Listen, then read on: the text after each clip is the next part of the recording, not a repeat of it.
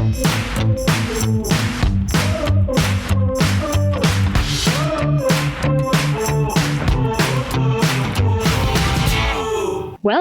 to PACKOLUTION. In this podcast series, you'll hear the experts of the packaging industry talking about sustainability and the future of packaging. It is brought to you by Watron and hosted by one of its founders, Michaela Wachtel, and Sales Director Ton Kniepscher.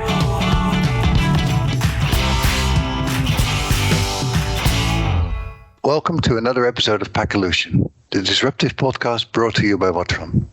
Today we have Paul Jenkins, founder at the PackHub, as our guest, with whom we'll be talking about the industry drivers, the packaging trends and consumer insights. Welcome, Paul. Thank you. I'm really looking forward to the opportunity to talk about packaging today. Absolutely. So can you tell us a little bit about yourself and your career path? Yeah, absolutely. So Jenkins is Managing Director of UK Packaging Innovation Consultancy, the PackHub. The PackHub has been in existence for about 10 years. And previous to that, I had an 18-year stint in sort of senior brand management role. So came to packaging with the launch of the PackHub. Can you give our listeners a brief overview of the work you do at the PackHub? I understand you are a packaging innovation consultancy. Yes, that's right. So we make a point of calling ourselves a packaging innovation consultancy rather than just a packaging consultancy. The work we do is of an innovative nature. So we have four main areas of service. So as you would expect from a consultancy, we offer technical support and project management, and that can be anything from a day's consultancy through to a project that might take 3, 6 or 9 months. And we work with brands, retailers, suppliers, agencies, anyone really interested in moving their packaging forward. We write reports. So we've just launched our latest refill and reuse compendium in volume 2, which has actually been announced today, and that will be actually launched and available in September. And we've done a number of different reports on different subjects. Last year we did a global packaging trends compendium, and we've done sustainability reports and things like that. We also do events, so we do a lot of webinars. I think COVID has encouraged lots of people to do more online work. And we also do in-person events. So our next event post-COVID is in November in the UK, and we'll be getting brand owners and retailers in a room, getting some suppliers to talk about their latest packaging innovations. So I'm very excited about getting that underway in November. And finally, our main service really is this Innovation Zone platform, and it's a packaging innovation database, and we've got nearly 6,200 initiatives that we've listed. We load 25 packaging innovations a week from around the world, and we've got many brands, retailers and suppliers that are members of that platform that have access to the information. So I guess that by collating that platform, it allows us really to have a pretty good understanding of what's going on in terms of the initiatives and innovations that are coming to market, but also having a very good understanding of what the latest packaging trends are. And to make sort of a more deep dive in that, how is the packaging market moving? What trends do you see? Well, it's all about sustainability. It's hard to cut through in any other subject, really.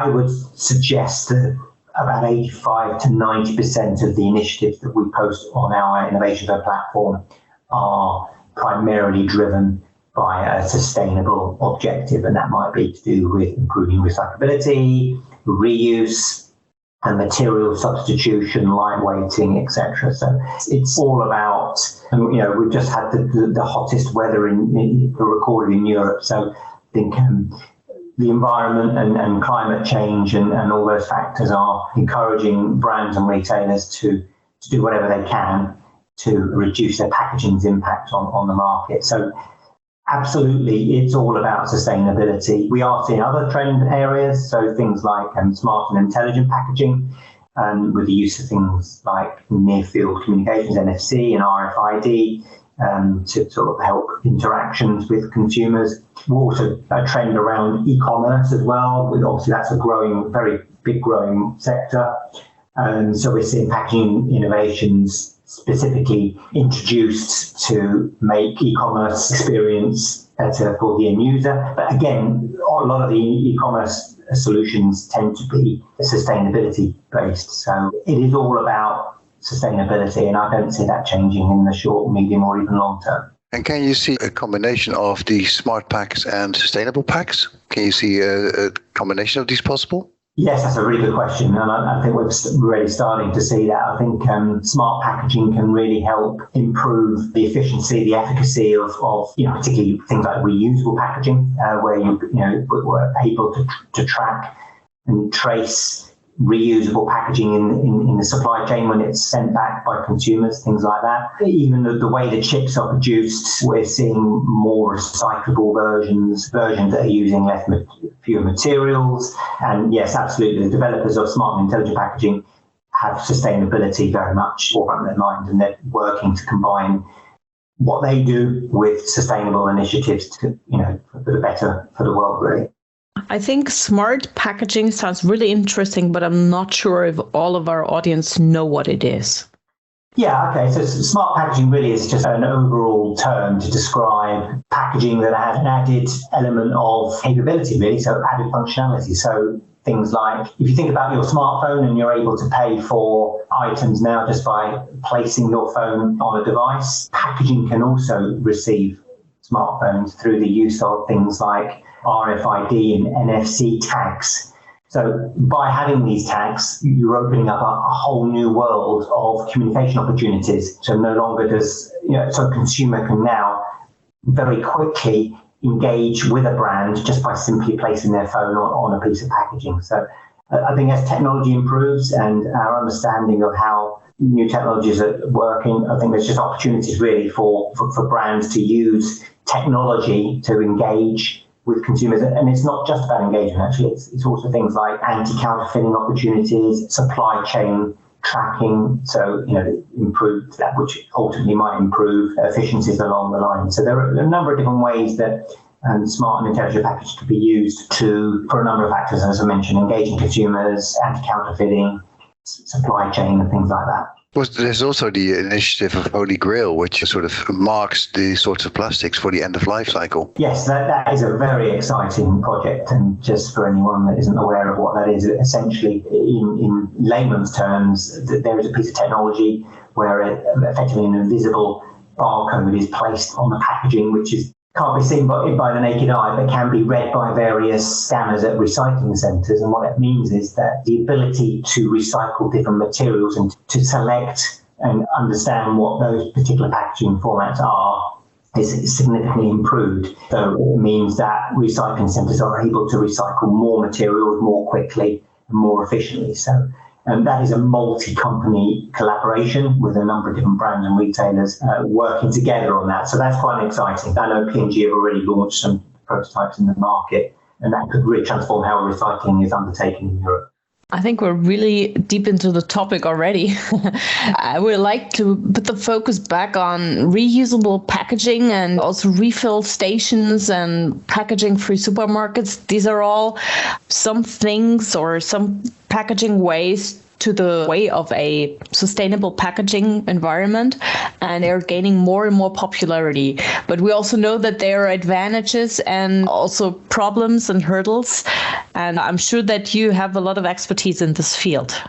Yes, I mean, it is, as you correctly state, it is an area that is growing. Many retailers have objected to trial in-store refill systems.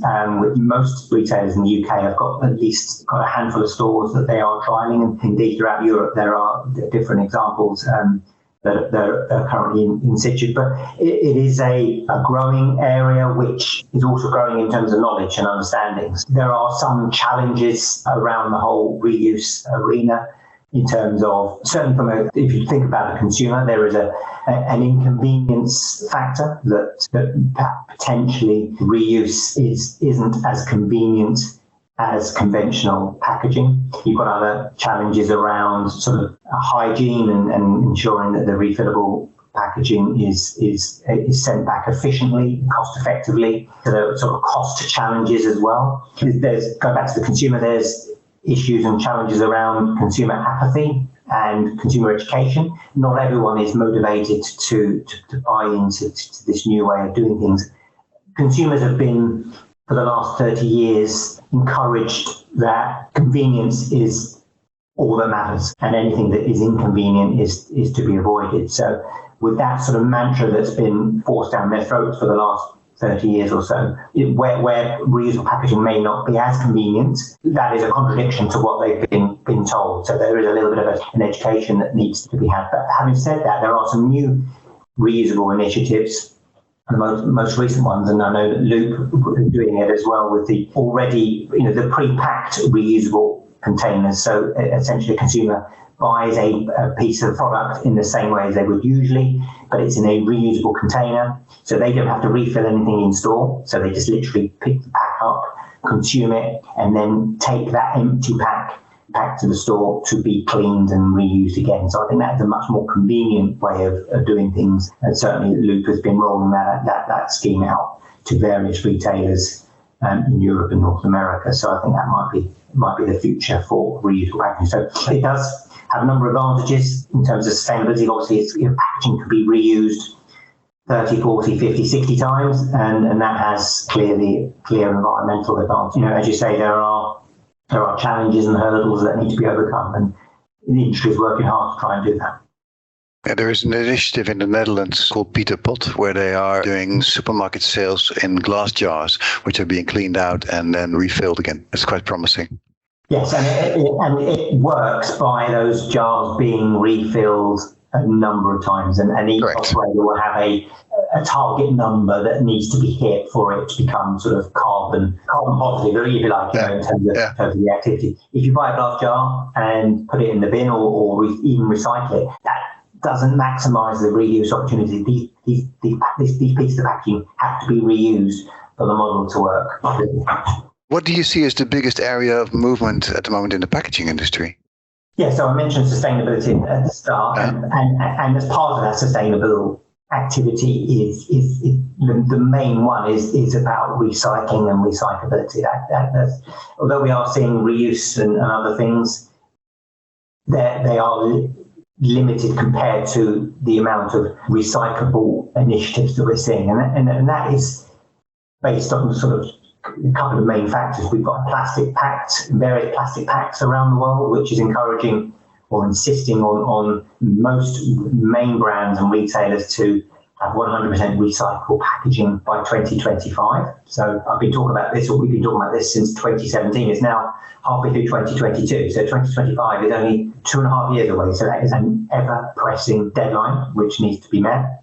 And we've also had things like the UK packaging tax, which encourages the use of 30% recycled content in plastic packaging. Otherwise, there is a fee to be paid. So that is encouraging operators to introduce recycled content. So the overriding objective to deliver sustainable packaging means that we're having a lot more recyclable and recycled content initiatives coming to market, and that will continue certainly into the medium term.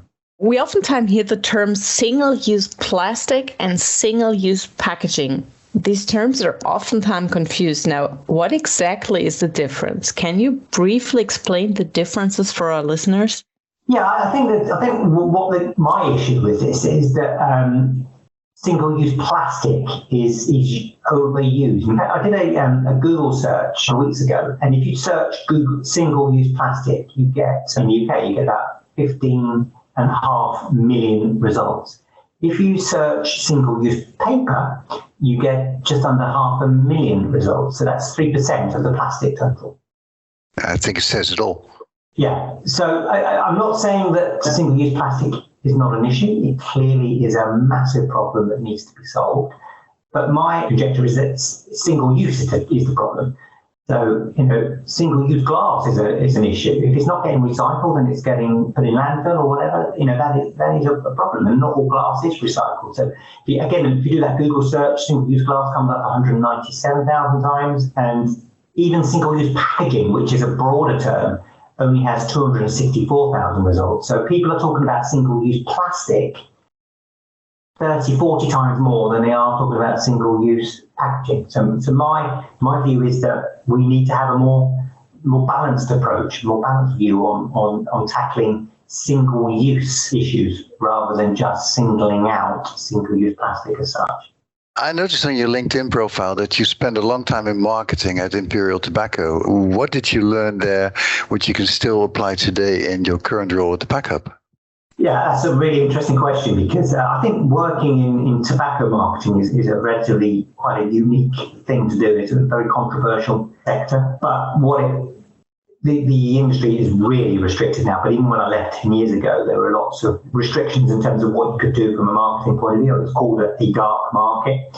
But what you could do was, at that time, was to do with the packaging. So you could introduce structural designs to create a point of difference. You could use things like embossing and foil blocking and sort of special pack effects just to make your pack stand out compared to competitors. So I think when I was working at Imperial, my view was that packaging was the most important element in anything you could do in marketing, because basically I couldn't do above the line advertising or social media or anything like that. So I naively left Imperial thinking that all other companies would be the same, but it isn't quite that case. But I think it has really, that work at Imperial sort of developed my passion for packaging, which meant that I sort of went from sort of brand marketing in that role to a packaging job, if you like, PackHub. So I think it was good grounding to have, a good understanding of what the importance of packaging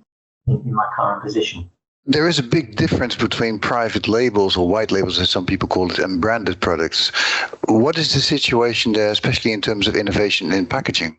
Yes, you're absolutely right. I think smaller companies can be more flexible, more agile, more risk averse. They don't necessarily have lots of corporate teams insisting that they get things past 20 times before they sign anything off. And the big companies are contrary to that. So often they're just more risk averse, and they are just, it's easier to keep the status quo than to do something quite dynamic and unusual. So I think the smaller companies potentially have less to lose, if you like, in terms of the innovations they do. So we certainly see those kind of behaviours, not always, but in terms of the conversations we have, and because we do work with, small startups as well as the established multinational branded companies. And also with the bigger companies, you have more sort of stakeholders in the process. So it's sometimes harder to get a decision or something signed off because you have more interested parties, whereas a lot smaller companies, there are, potentially for startups, you have an owner and maybe one or two other people that can make the decision. So sometimes, but not always, you can get things done more quickly with the smaller companies. So you already talked about bigger and smaller companies, and I have another question is regarding the recycling. And I'm very sure that your answer will be yes. Is designing for recycling becoming a bigger issue for companies? So since your answer will probably be yes, maybe there's more to say about that.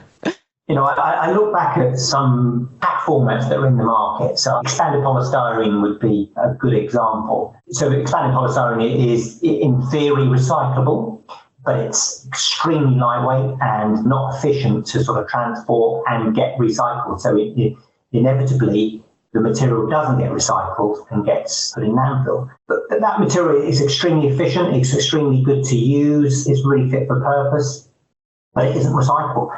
But at the time it was launched and everyone said, yeah, that's great.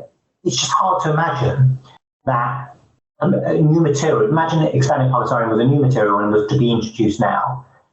There's no way it could get launched into the market without a plan for a recycling plan, a design for a recycling plan. I just look at old pack formats that aren't recyclable and think to myself, how on earth did we allow those packs to be introduced when they just can't be recycled? So all packaging now has to have an end-of-life plan, and most of the time that is to do with recyclability, but obviously we've spoken about reuse and that as well. And even with reusable packaging, they are thinking about the end-of-life of that pack when eventually it is no longer able to be reused. So even those packs have a plan for recycling. So yeah, I just think design for recycling, I could have just said yes, like you said, but you can't introduce new pack formats now without a clear mandate or plan for how it will be recycled.